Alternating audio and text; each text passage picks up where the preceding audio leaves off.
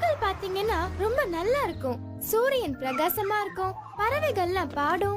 Friends கிட்ட சண்டை வராது. எதிரிகள் கூட அமைதியா இருப்பாங்க. எல்லாமே நல்லா போய்கிட்டு இருக்கும். திடீர்னு நீங்க எதிர்பார்க்காதப்போ எல்லாமே உல்டா புல்டாவா ஆயிடும். எல்லாரும் ஒரு நிமிஷம் கவனிங்க. சிண்ட்ரெல்லாவை பத்தி நீங்க கதை எழுதணும். அதுவும் நாளைக்கே சப்மிட் பண்ணணும், புரியுதா? மறந்துடாதீங்க. அவங்க என்ன சொன்னாங்க ஷேமன்?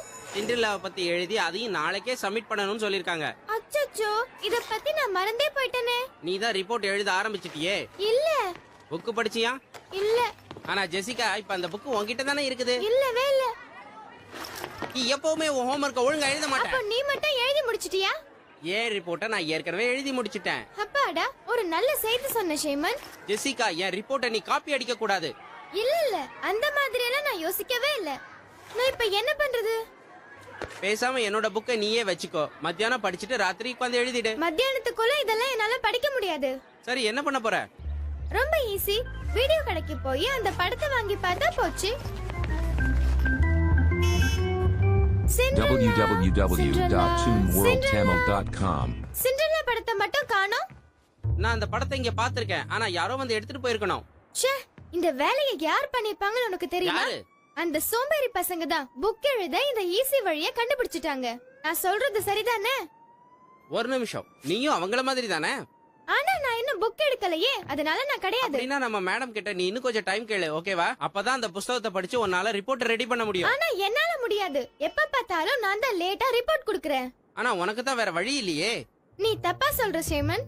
ஜெசிகா, நீ என்ன சொல்ற? நான் என்ன சொல்றேன்னு நீயே பாரு.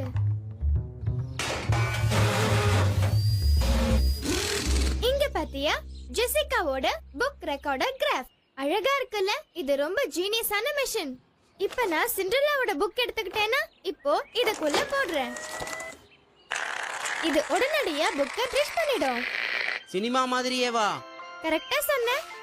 இனிமே ரெக்கார்ட் எழுதுறதுக்காக புக் ஃபுல்லா உட்கார்ந்து மாங்குன்னு படிக்க வேண்டாம். இதுல ரெக்கார்ட் பண்ணிட்டு நிம்மதியா உட்கார்ந்து அழகா சினிமா பார்க்கலாம். வாவ்!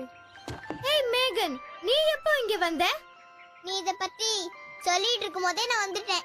நான் என்னோட புக்கையும் ட்ரை பண்ணவா உன் மிஷின்ல? மேகன், நியாயமா நீ இங்க எல்லாம் வரக்கூடாது. அது உனக்கே தெரியும். அண்ணா ப்ளீஸ் ஜெசிகா. ப்ளீஸும் கிடையாது, ஒண்ணும் கிடையாது. வெளியில போ. உன்னை அப்புறம் கவனிச்சுக்கிறேன். ஜெசிகா, நான் நினைக்கிறேன் இத புக் ரிப்போர்ட்டுக்காகவே இந்த மிஷினை கண்டுபிடிச்சிருக்கேன்னு. அப்படித்தானே? கரெக்டா சொன்ன. இதுக்காக தான் கண்டுபிடிச்சேன். ஆனா இது தப்பு. உனக்கு ஏன் தப்புன்னு தோணுது தெரியுமா? ஏன்னா